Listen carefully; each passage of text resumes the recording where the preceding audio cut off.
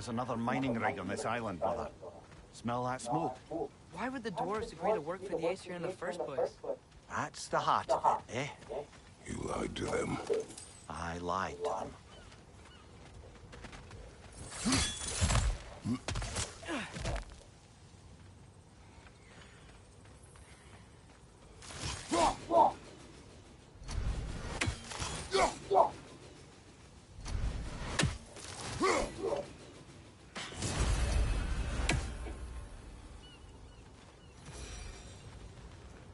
Wow, there's a lot to explore here. Kinda nice to be out of Midgard for a bit, huh?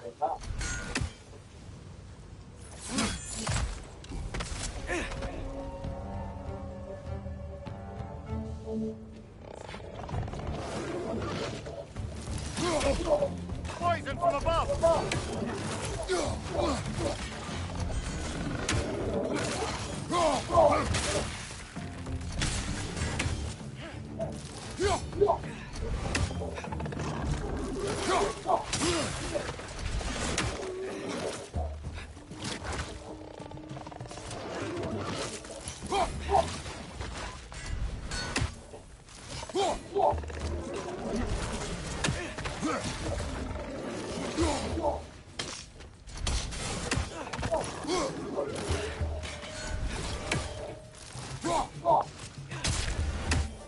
Poison from above!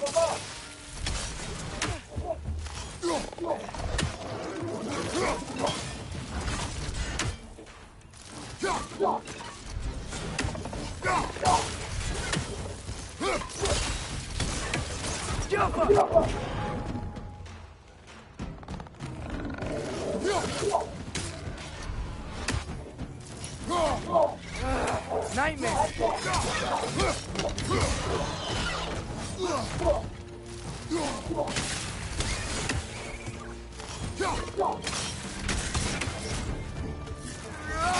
Watch out! Left side!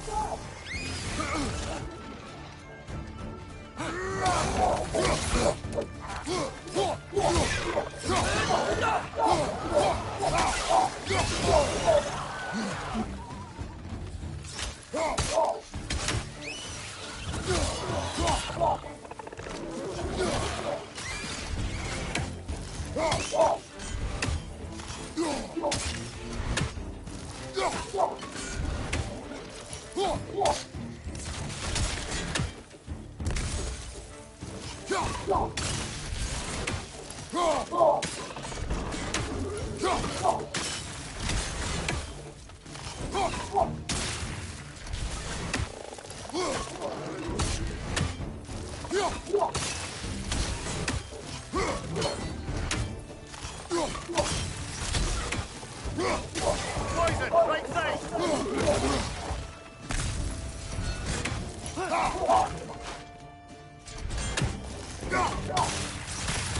This is the last. Guffa!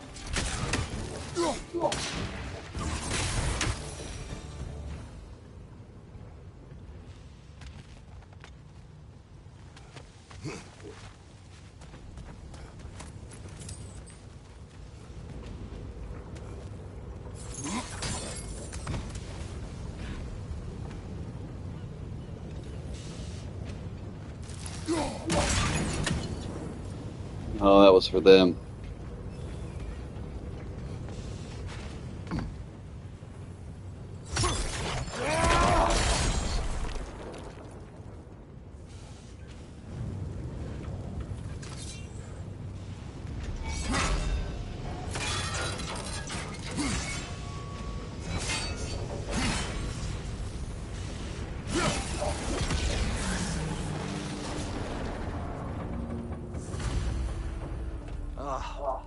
You okay, Mimir? To the blacksmiths of Svartalfheim, the creation of a weapon was a sacred thing. But Odin just wanted as many blades as he could get, as fast as he could get them. With every stolen resource and mediocre blade, the dwarves lost a bit of themselves.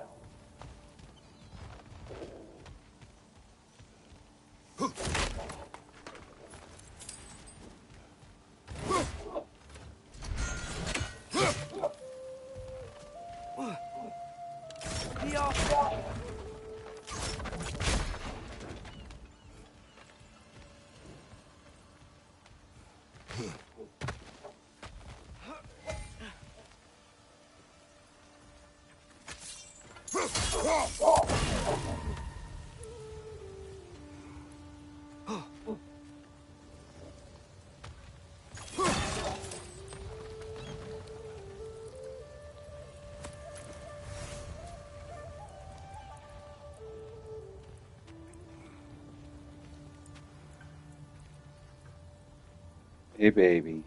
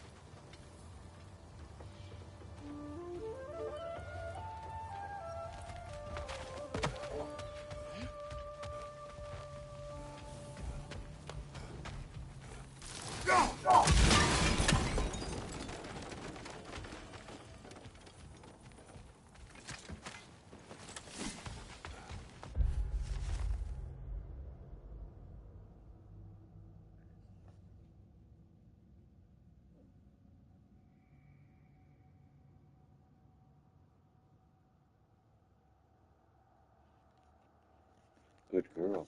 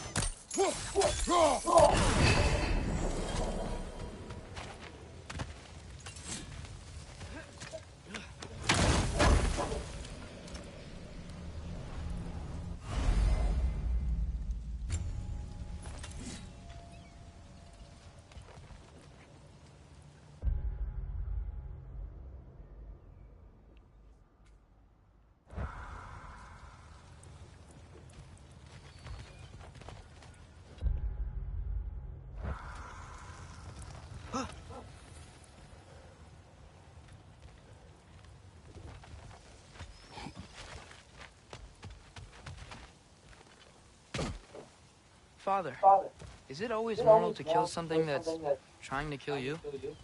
Yes. Well, there you have it, lad.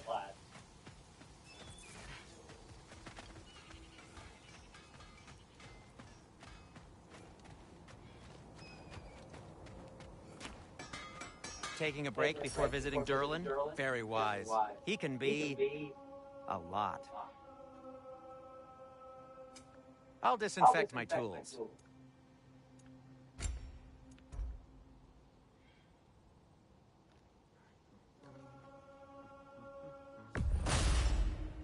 Wear it with pride.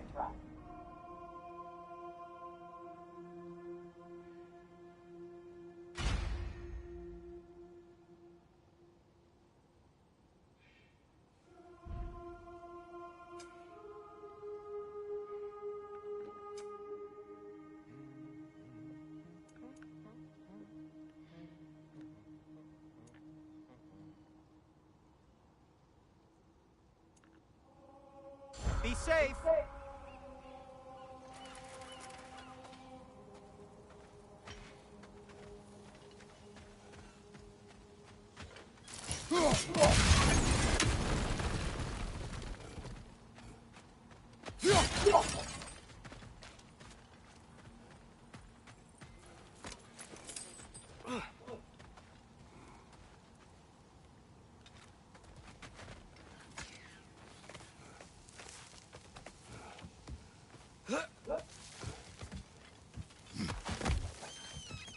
Can you hear that? No. Girl. Thought I heard a voice. Let's keep going, lad.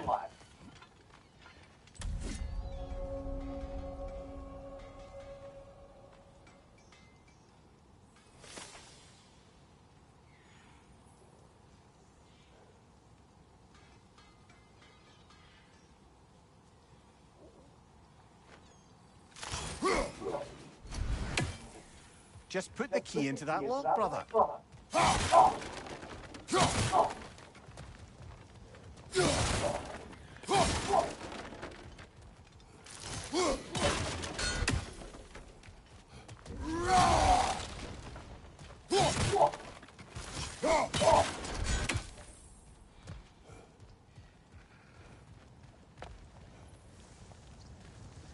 What is Roggerhole? We've got to clear out all the undead bastards.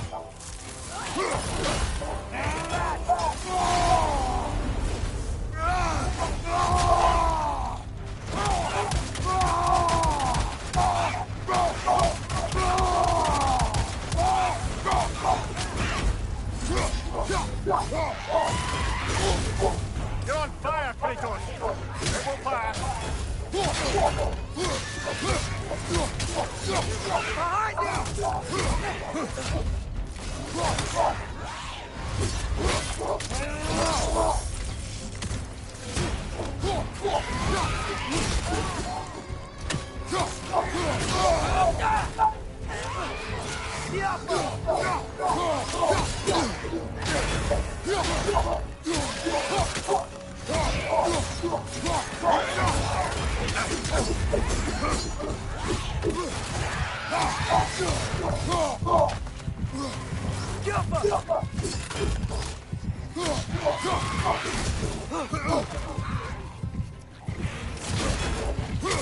It's back!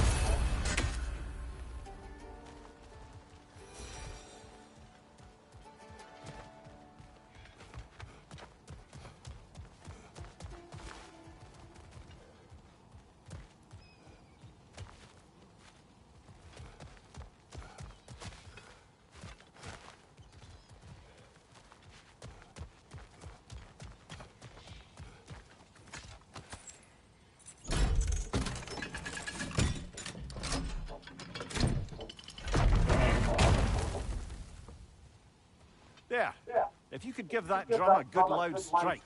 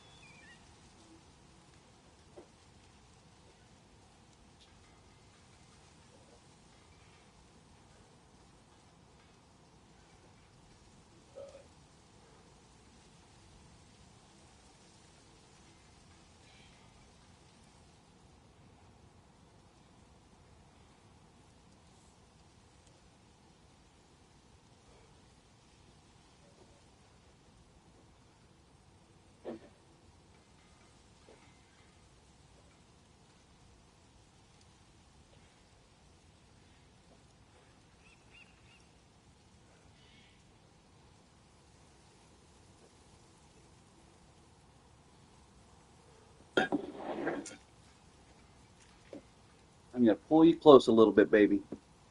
There we go. Okay. You're okay.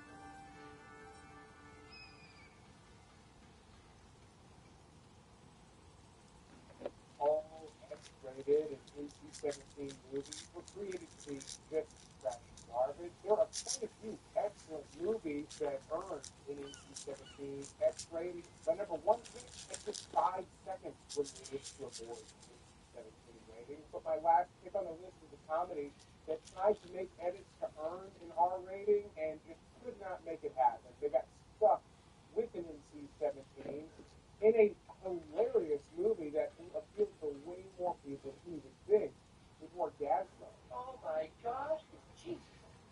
Claire. Now, I don't know if saying that title is going to get this video age restricted, but this is from the creators of South Park. And even if you don't like South Park, you're more of a Broadway person, these are also the same guys that created the Book of Mormon. And what's so funny about Orgasmo is the main character is a Mormon who ends up starring in adult films, to make sense to me. And it's very funny. I mean, most of the crude humor is derived from the fact that this guy's a fish out of water and he has no idea what anything is or what's going on. So even though it's definitely a movie that's going to be offensive to people with delicate sensibilities, it is not an insanely offensive movie. If anything, it's as funny as anything these guys have created before. It's just got kind of an edgy title and concept. Now, don't get me wrong, there's some stuff in this movie that earned it an NC-17 rating, but I think if you were to go back and watch this today, it feels like a rated R movie that's maybe pushing some boundaries. It doesn't feel like something you should have to buy in a black paper bag or anything like that.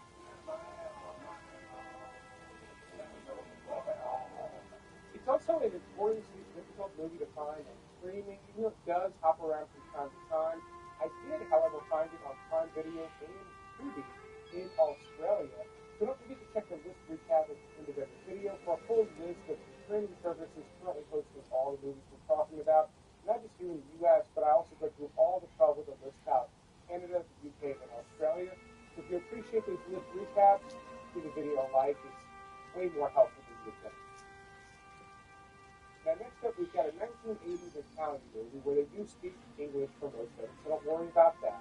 But this is one that got shuttled into the video nasties era in the UK. Just know we're banning a lot of movies that were coming out on VHS and available in video stores. Tenebrae got sucked up into that. Even though it's not that wild of a movie, it did get an X rating in Europe. And it's one of Dario Argento's weirder movies. It's one of his Gaio films, and it's bizarre. Even though they're speaking English,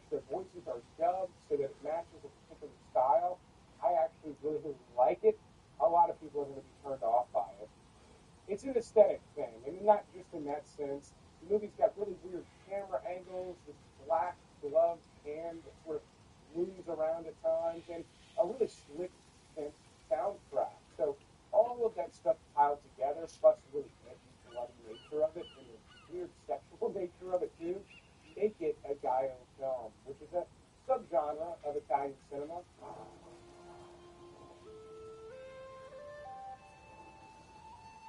In fact, in my weekly emails just this week, I recommended the movie The Editor, which is a more recent American horror comedy done in this style, and it's so funny if you're familiar with the style. If you're not, I think you'd be a bit lost. But those are the kinds of things I recommend in my weekly email. If you want to get your hands on that, you can sign up. What Billy Idol song is in the Dario Argento movie Demons? With 5 recommendations. I'm not making them here on YouTube. Now, next up, I've got a Spanish film that you will have to read subtitles for, but it does star Antonio Banderas. Yet this movie was one of the big catalysts for creating the NC-17 rating. See, Tie Me Up, Tie Me Down was rated X. They tried to appeal it. Miramax actually made this movie unrated because they could not get a reasonable rating on it, and an X rating on a movie like this is going to prevent way too many people from seeing it. Even though Tie Me Up, Tie Me Down is a raunchy movie, it's not one that people should necessarily shy away from. I didn't find it to be that offensive or raunchy, even though it is sexually graphic. In this movie, Antonio Banderas plays a young man who is obsessed with an adult film star, and so he kidnaps her and decides to make her his girlfriend. Weird premise for sure, and the movie goes into weirder directions than you would imagine. It ends up being kind of a sweet-hearted, although sexually explicit Spanish love story. Banderas is fantastic in it, and there's some graphic sex that's not just gratuitous. I remember the main sex of this movie actually being really entertaining, not for sexual reasons, but it's kind of funny and sweet, kind of like the entire movie. It's sweet, but in a super bizarre way. Next up, I've got a classic practical effects horror comedy that also came out unrated because it couldn't avoid an X rating. It's Reanimator. Now, if that's confusing to some of you, a R-rated version of Reanimator was released shortly after the unrated version. It's got some stuff cut out of it. It's not a big deal. Just go after the unrated version. Get your hands on that. It's free on Tubi and Roku right now. But it's a classic horror movie based on H.P. Lovecraft. Even though it doesn't quite feel like classic H.P. Lovecraft, it's more of a Frankenstein story. You follow a mad scientist who reanimate bodies, and it's quite gross. Like, some of the practical effects are pretty disgusting. The scene with the dead cat, but it's 1980s disgusting. The blood is crimson red. None of it's super vile or anything like that. But a lot of nudity, blood, half dead bodies, just awful stuff done in a horror comedy, like I said, loaded with practical effects. Like, this is a practical effects masterpiece, and it also has to be a lot of fun. Like, they had fun making the movie, you can tell. And Jeffrey Combs, he gives his legendary performance as a mad scientist. His weird performance is what makes this movie even better. You'll never get credit for my discovery. Who's going to believe a talking head? You have a job in a science show. Now, for another one that definitely earned its NC-17 rating and was never pared down to an R rating or unrated version, we've got one that is a black and white Belgian flick that has stood the test of time as one of the best and smartest disturbing movies ever made, and by Dog. Now, this too is a dark comedy. Basically, you're following a documentarian who's following a murderer, a serial killer, a guy who loves not just killing people, but he loves having fun with it, kind of torturing them psychologically. And he's kind of a goofball character. He's actually funny to watch. He's not going to make your skin crawl, yet the concept of what's actually happening and unfolding is so disturbing. I mean, it is wild, some of the stuff he did in this movie. He didn't hold back whatsoever. It's whatever they wanted to do. I mean, there is stuff in this movie that will turn stomachs, but again, it's not just disgusting, stunning movie. It's a funny, pitch black comedy. I mean, it's so dark. It's one of the darkest comedies I think ever released. But it also has quite a bit to say about voyeurism and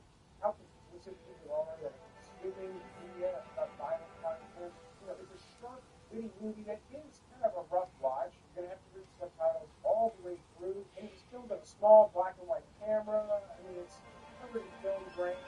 Image quality of this movie is not fantastic.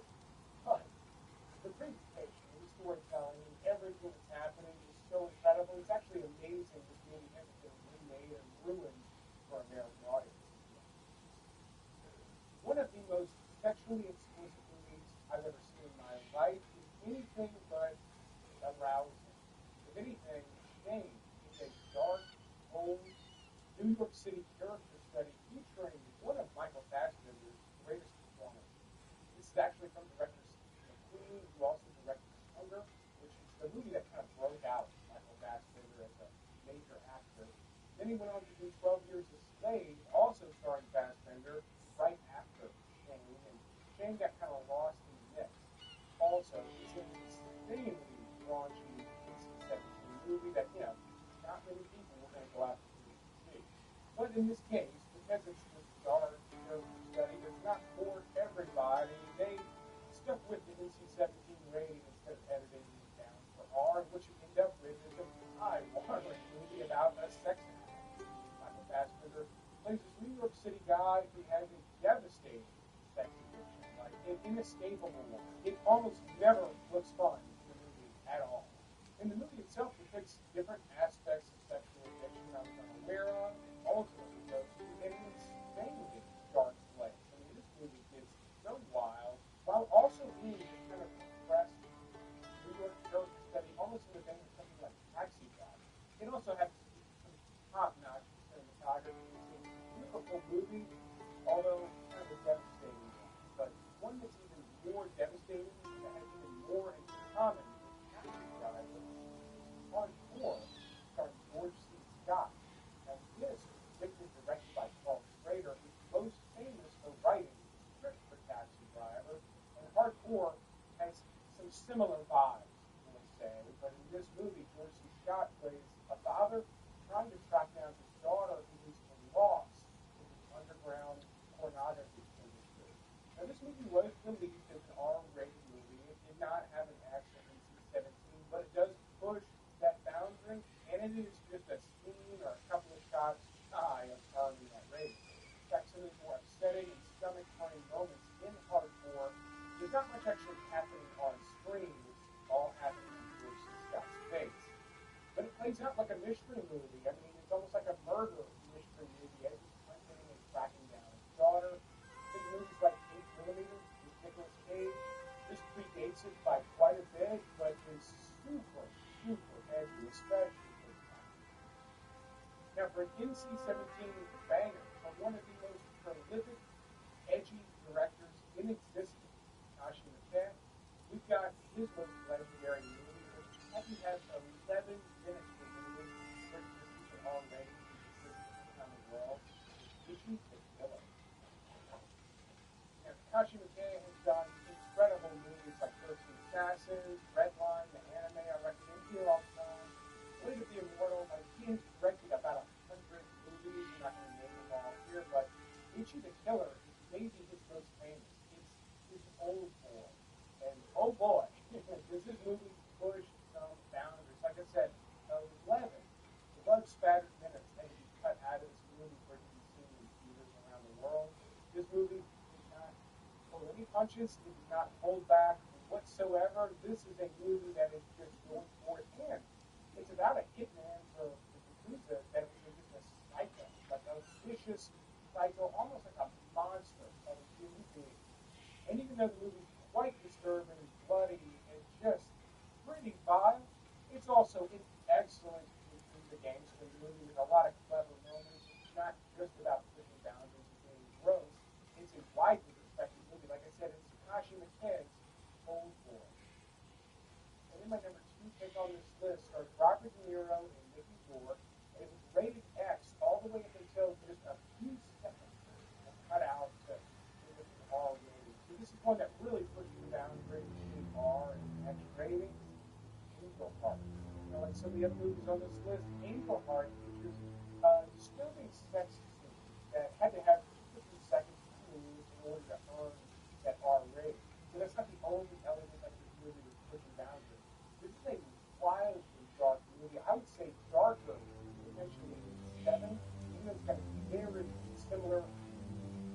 underbelly crime story vibe. Mickey Rourke, private detective, hunting someone down. The actual direction of the story is not that important early on. It's just the pace that is picked up. But things begin to get darker and darker. The movie itself is quite dark. But the story he's investigating and the murders he ends up coming across are grim as hell. And the story is super dark. Like darker than anything else coming out at the time. Think Jacob's Ladder mixed with Seven and Angel Heart. It's loaded with some big twists, killer cinematography, and just a dark, almost stomach-turning tone. Pretty pervasive. It goes through the whole movie, but it's such an effective film.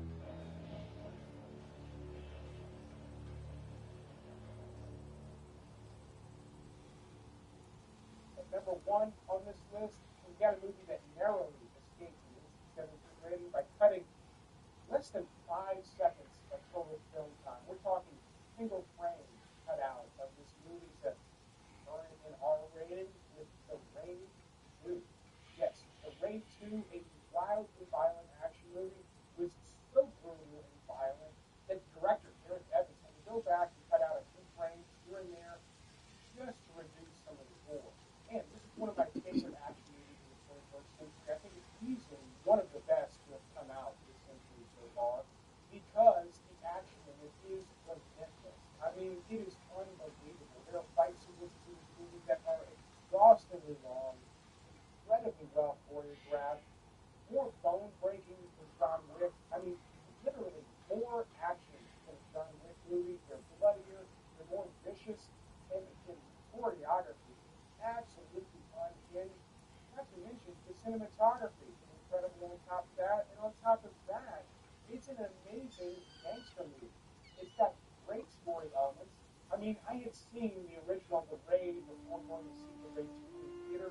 I had no idea what I was in store for. I mean, I knew the action was going to be wild and unhinged. I had no idea that The Raid 2 was going to be just absolutely stacked with incredible, inventive action sequence after action sequence. Even the camera work in The Raid 2 is cutting edge and interesting. It's such an amazing movie. It's a good thing that it dodged that NC-17 rating. I don't know if people would have seen it if it got stuck with that rating, and I don't know that it needed to be extra more. It's wild enough as an R-rated movie. I love it. Super cool that it actually worked its way into a list like this. Here's the list recap. If you got a recommendation on this list, leave the video a like or leave a comment with some additional recommendations. Don't forget to sign up for my free email newsletter at DarrenFanFamily.com. But I'll keep making these videos as long as y'all keep watching them. Thanks for watching this special X-rated episode. And we'll see you on the next one. Hello, folks. Today is Friday, June 26th, 2026. As usual, my name is Jake Baldino, here to talk about all the video game news that has been going on this week. It is a busy week, tough week, so let's just rip the band-aid off.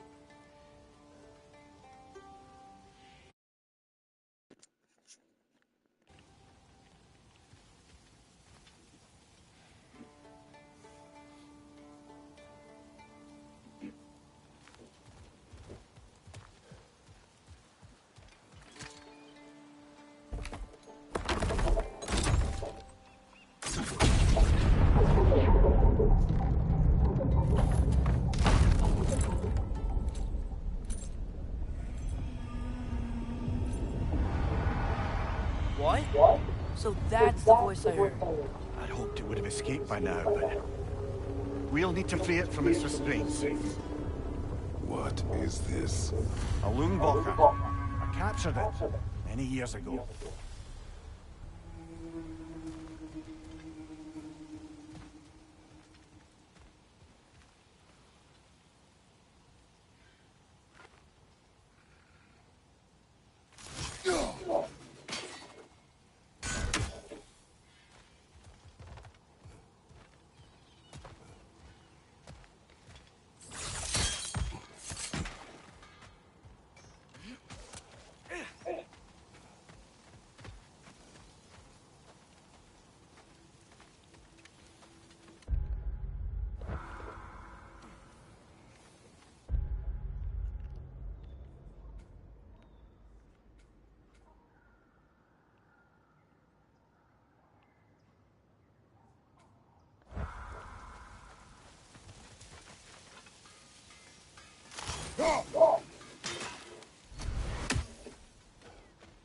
The dwarf survived because of you. I am not wrong there, brother. Odin would have wiped out every last dwarf in Svartalfheim. If he couldn't use their skills, no one could.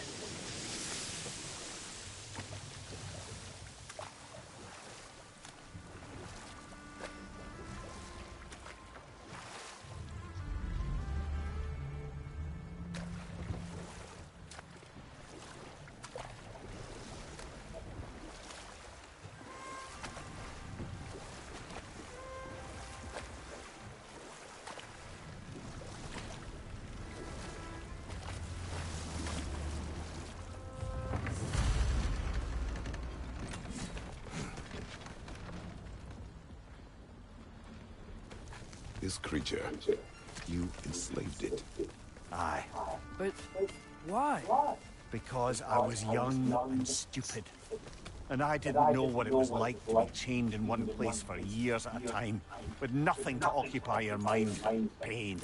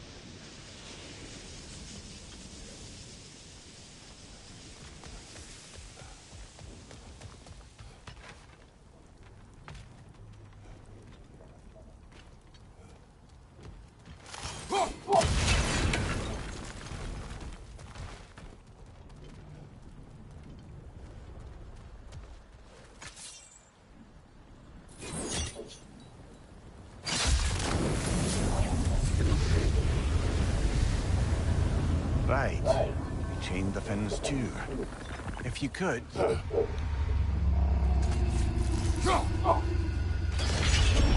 Easy. Easy.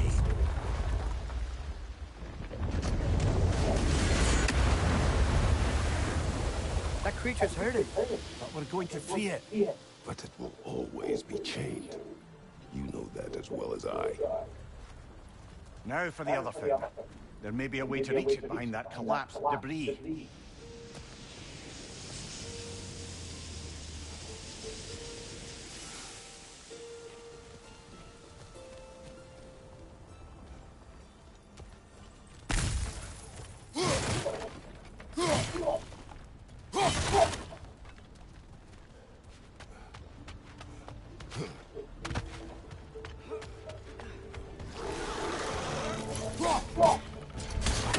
What you like?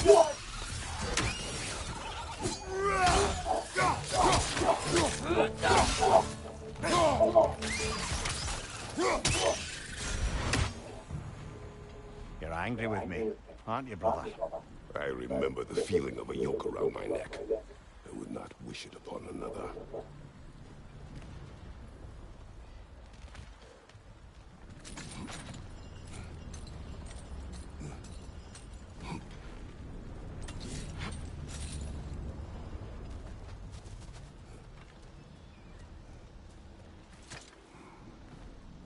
Good thing you learned the rules, brother.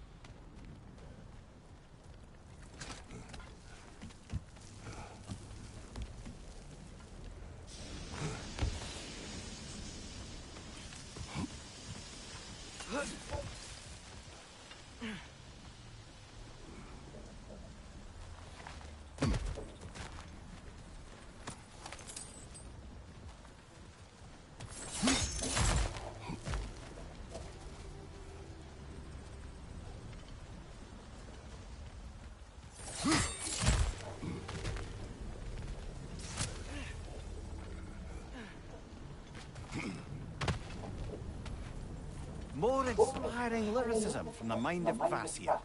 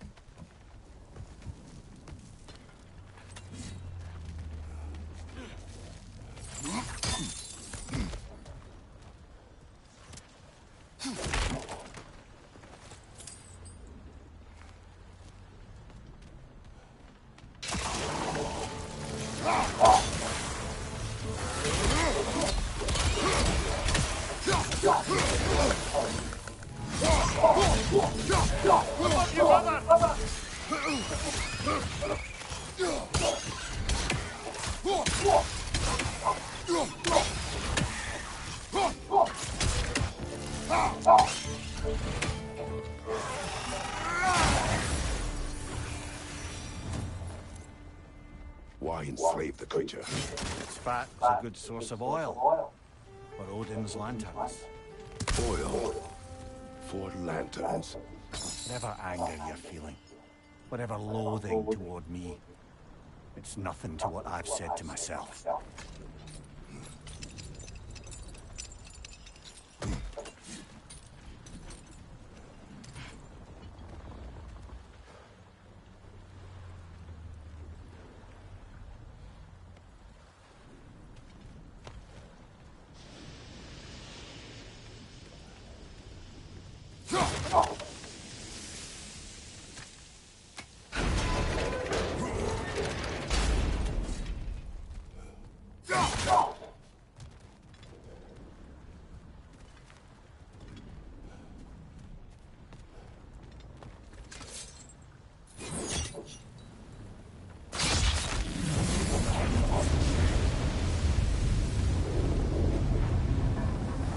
Finn, if you could. I know.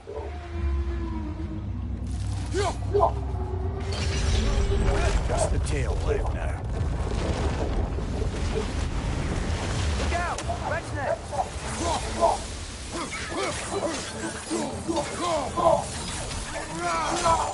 Right side!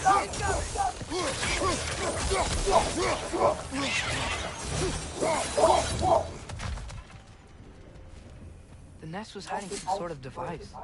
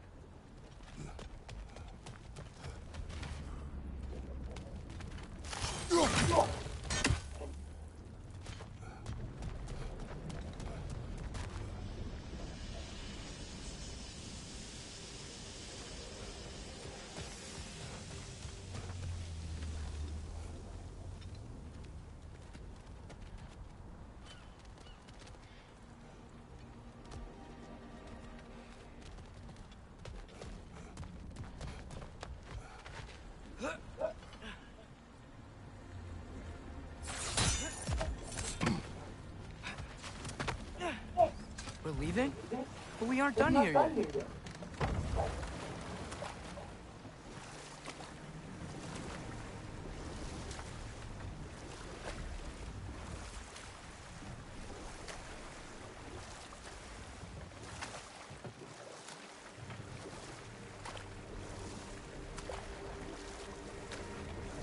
Father, when will I look like you?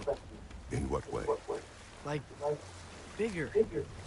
When do I get muscles like yours? When you work for them. But Baldur was really strong, and he didn't have any muscles. My strength does not come from my body, but both are honed by discipline. What's that mean? Means you've got the strength of a god no matter what, lad. But if you want the physique of one, you'd better start picking heavy things up and putting them back down.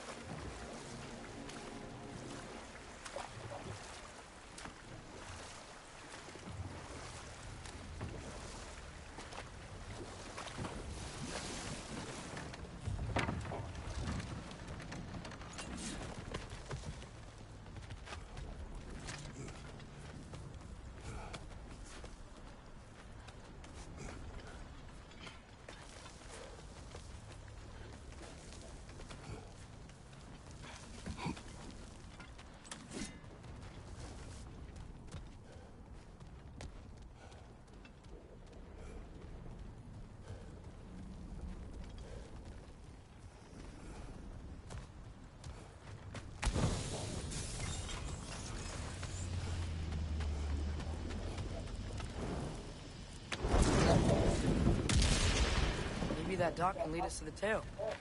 Let's get back to the boat.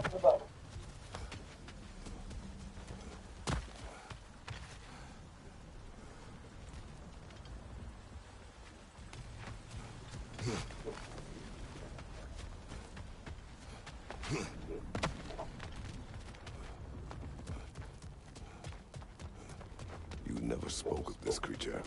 Does that surprise you? That an old man would be ashamed of the mistakes he's made? No.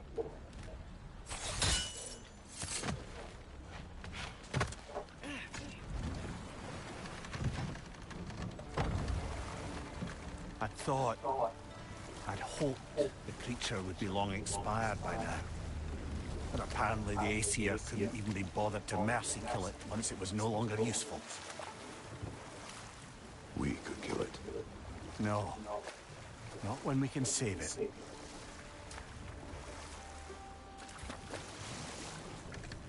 Good. We can reach the tail from this dock.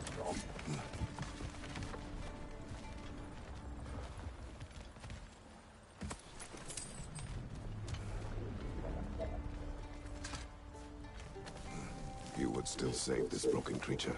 I know what it is to be imprisoned like this. I can't just leave it. And if it is beyond saving, I don't understand. let us continue.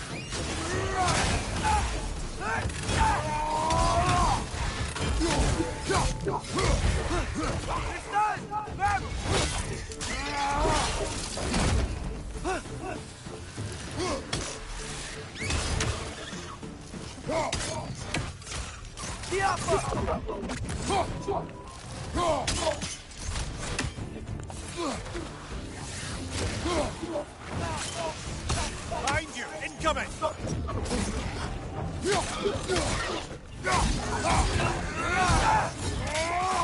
Behind you! Poison!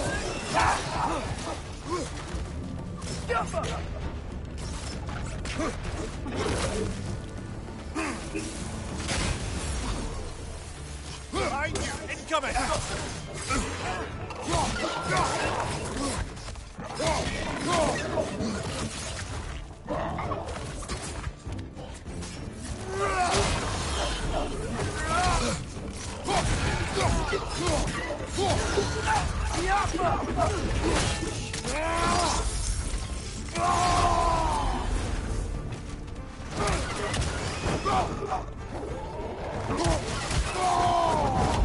One more to go!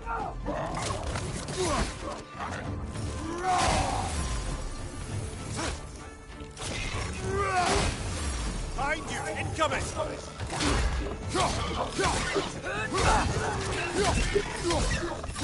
Alpha!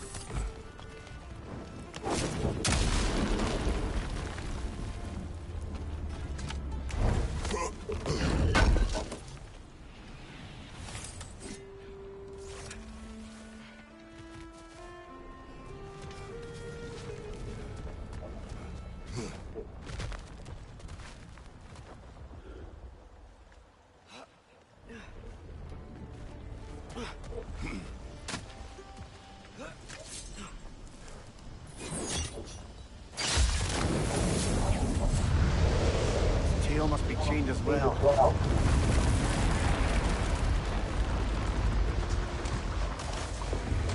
Sliding down that rope should take us where we need to go.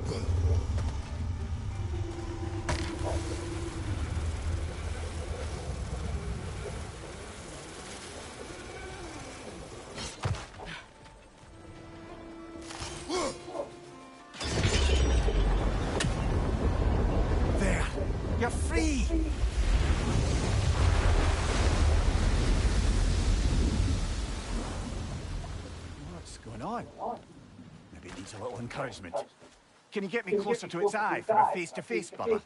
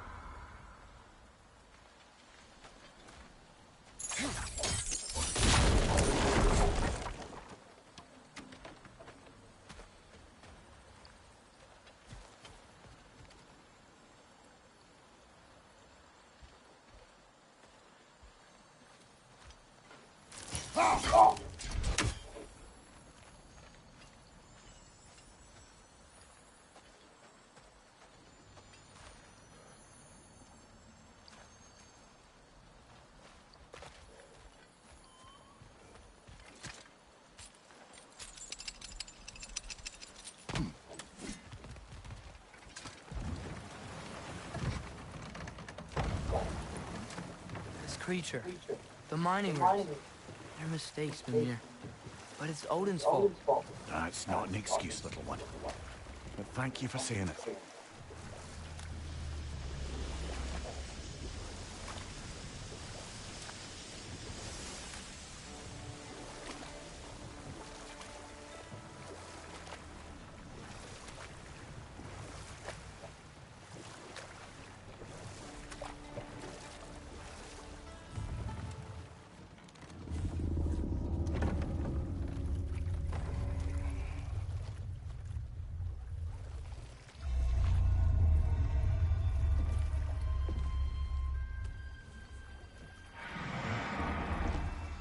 On, you great blubbering beast! Shoot! It's not moving. Why is it not moving? It has grown accustomed to its chains. But... No. No, we can fix this. We just need to chase it off. Scare it! Something. There is no making things right. Only better than they were.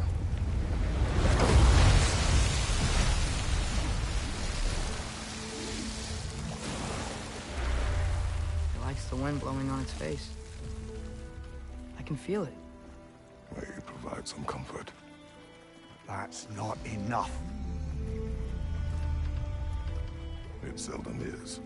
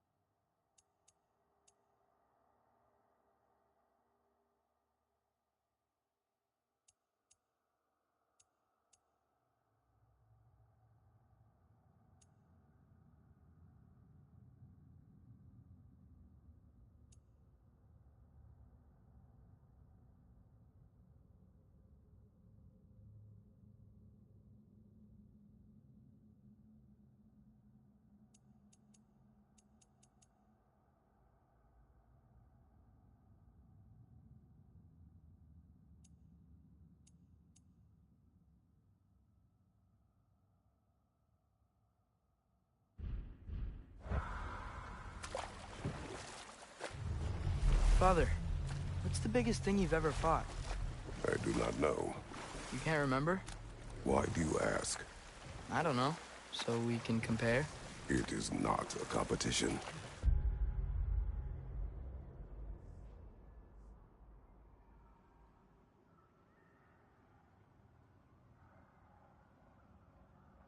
I mean, not yet.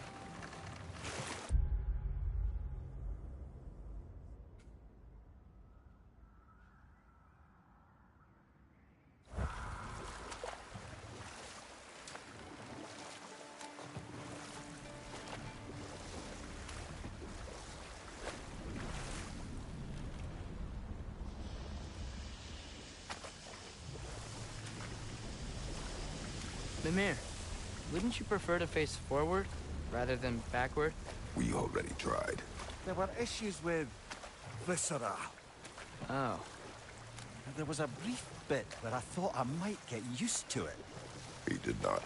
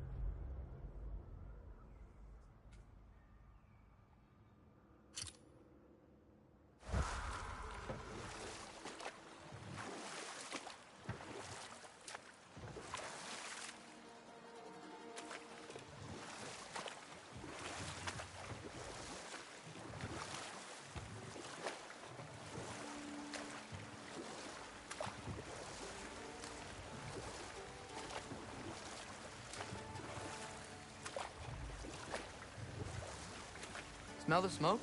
There's another mining rig here. You speak of your deeds with shame. Do you regret not allowing Odin to kill them? I don't... No.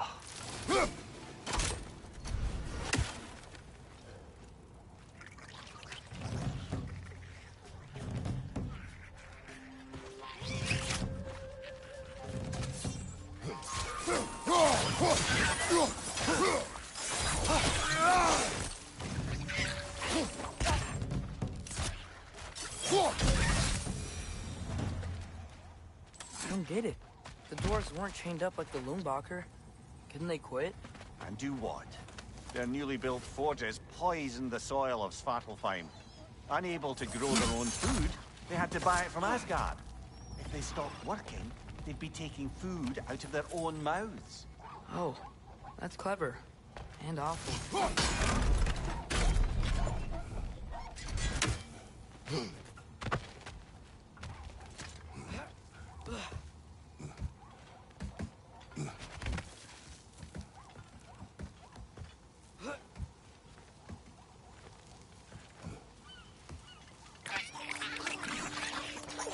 Left side! Incoming!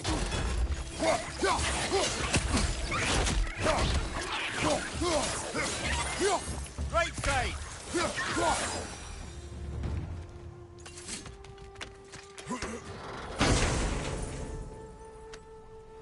Whoa. An Yggdrasil seed to Muspelheim. Think it might lead to that combat arena we visited years ago? What makes you say that? Wishful thinking, I guess. Going through Surtur's gauntlet, it was fun.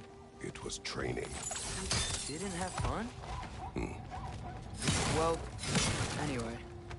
We should look for the other half of the seed. Once it's whole again, we can see where it leads.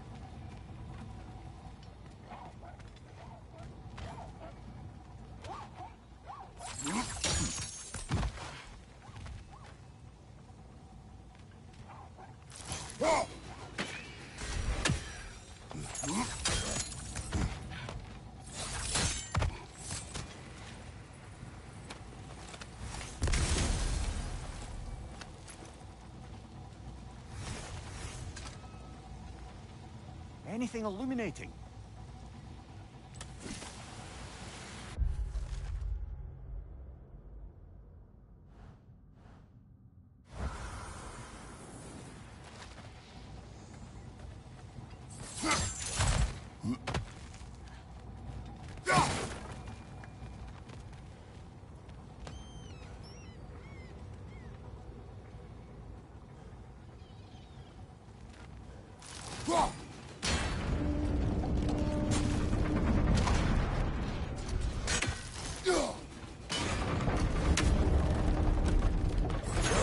Great.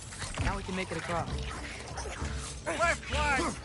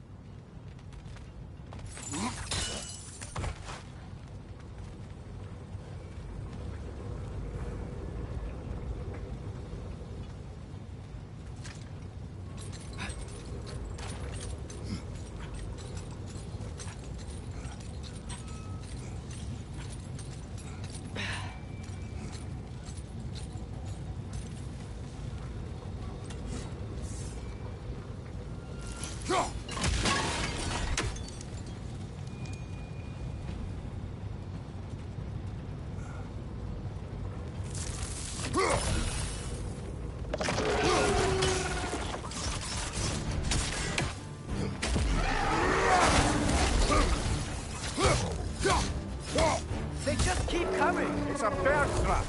Spawning a little wretches like there's no tomorrow! Behind will be so! Left side! Incoming!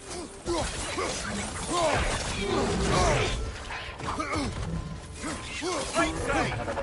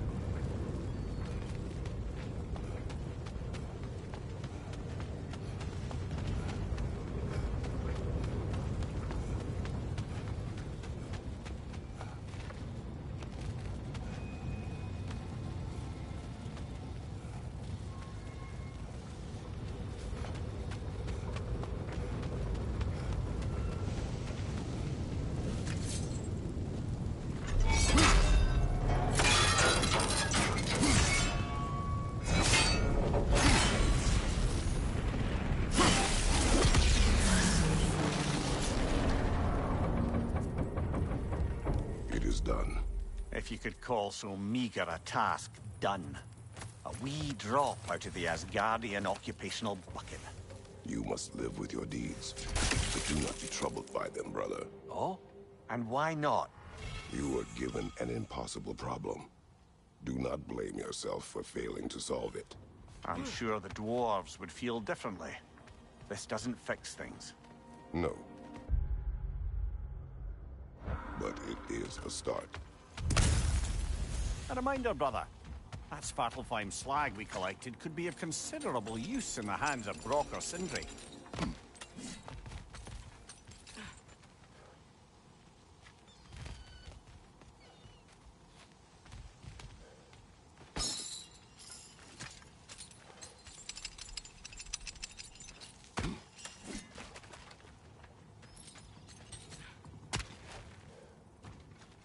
The air smells a lot cleaner. It's because we shut down the rigs.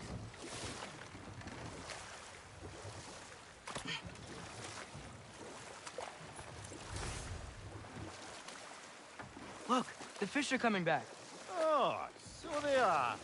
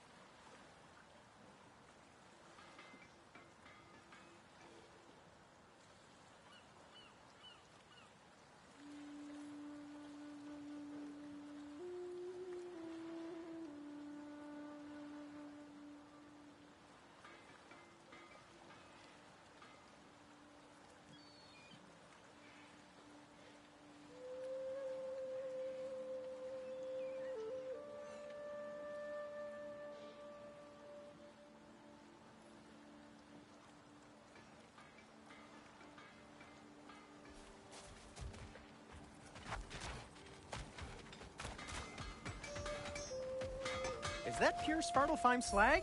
Give it here.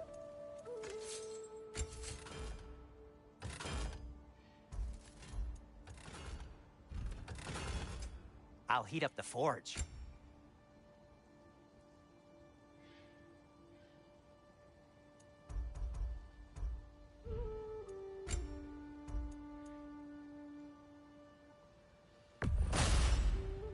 Huh. That might be my best piece yet today. Very good.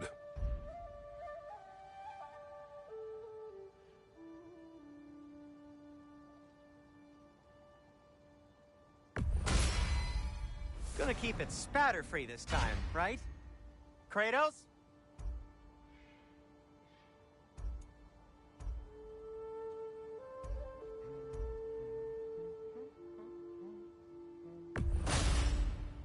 Wear it with pride.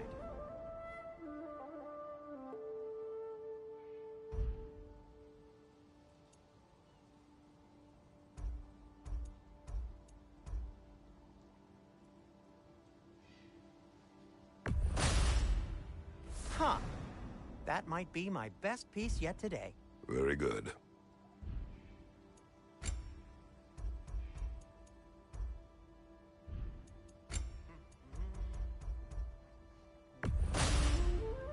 Gonna keep it spatter-free this time, right? Kratos? Want something in particular?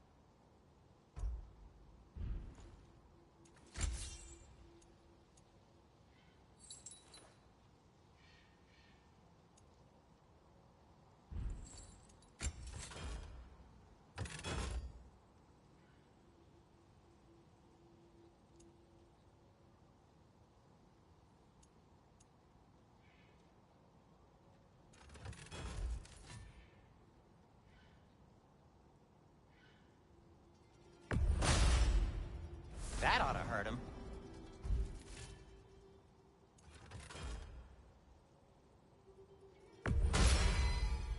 May it strike true.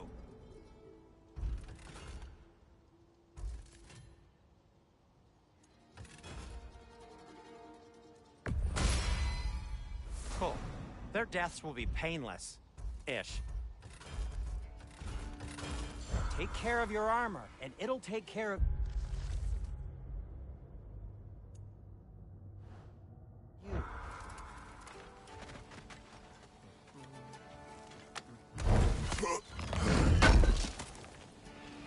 Oh, wow. It seems useful.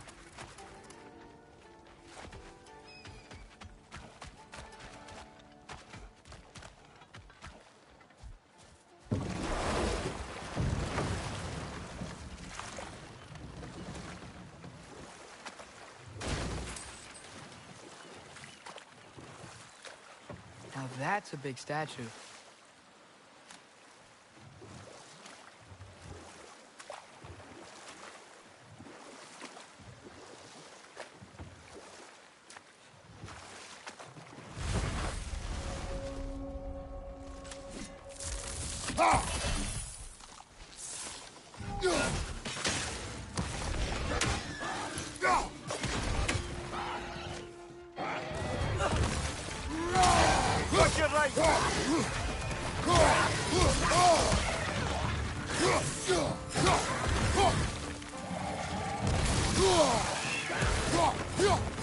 Behind you! Look out!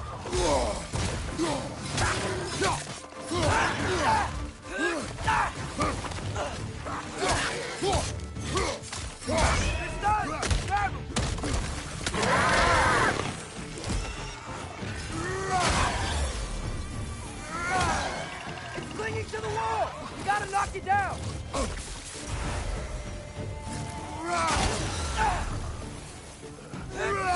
Right here!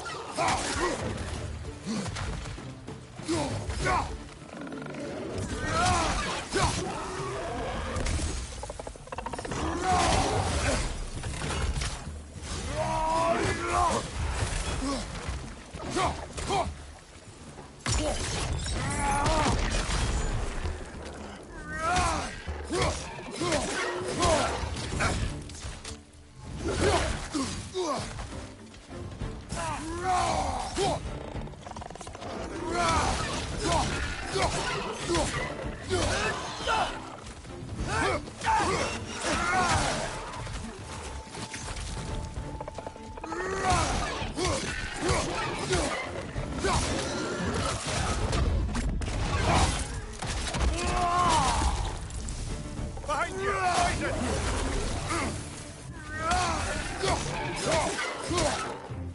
One left!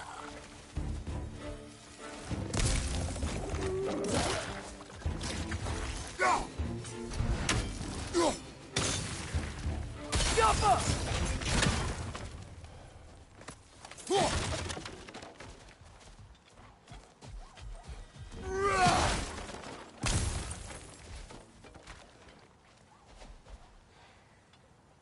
That dragon sculpture's not bad.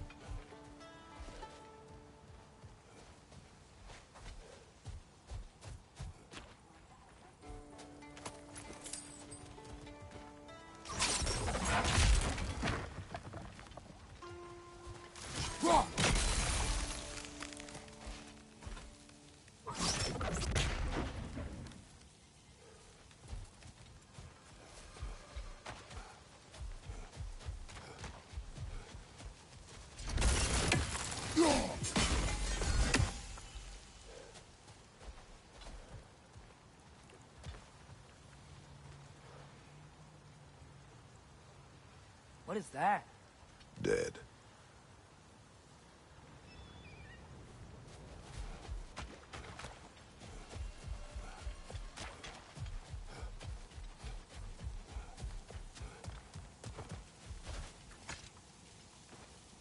Not the first time someone's told me that, I suppose.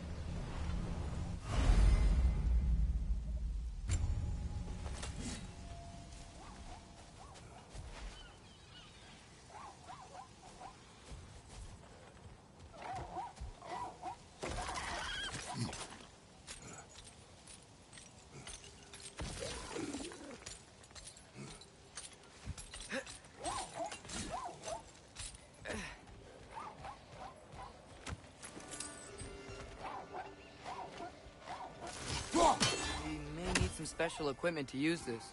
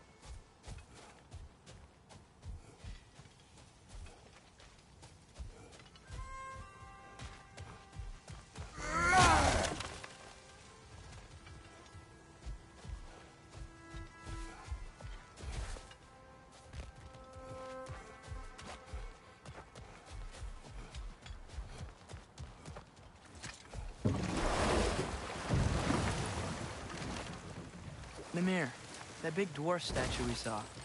Who was he? Alby Stonefoot, warden of Svartalfheim. He used his wisdom and might to imprison some of the most dangerous creatures in all the realm.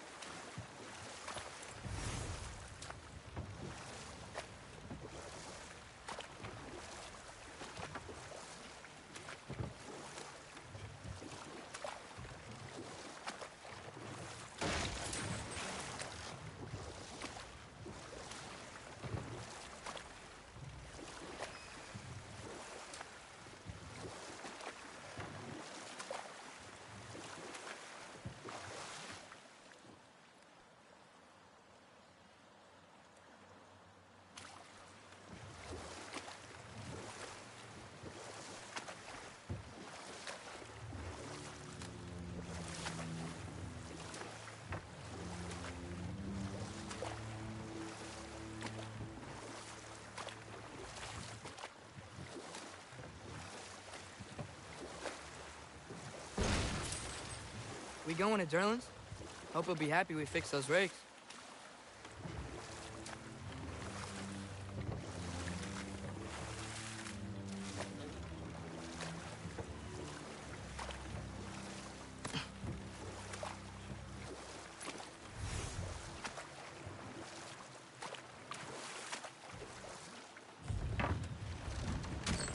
This is the safety office?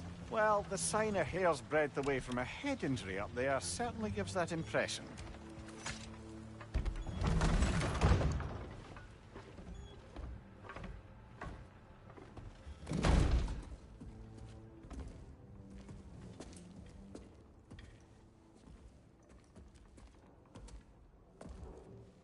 We're looking for Durlin? You have an appointment?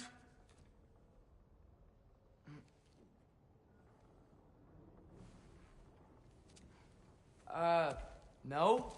Has anyone ever had an appointment here?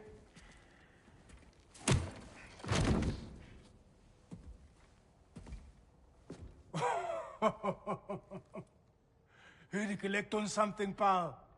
Think, parading a severed head around on your hip is gonna scare me into somehow approving Esther's accretion proposal, eh? We are looking for a prisoner of Odin's. He's being kept in a mine somewhere. Some friends of ours said that you could help. Where did you get...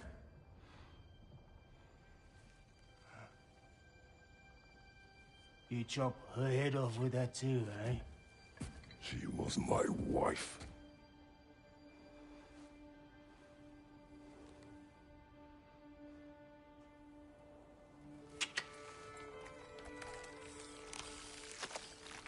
Dina and I wondered where she went after our little coup here failed.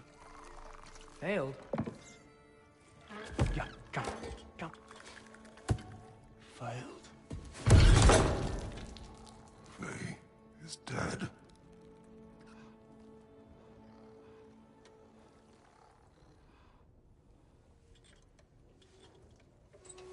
Rest of them are. Ones left alive have to pay the price. I'm afraid I can't help you with your little prisoner situation. But he could have answers on how to stop Odin. And free Svartalfheim from the Aesir. Now, I'm not in the business of crossing the old father anymore. Right, before you go,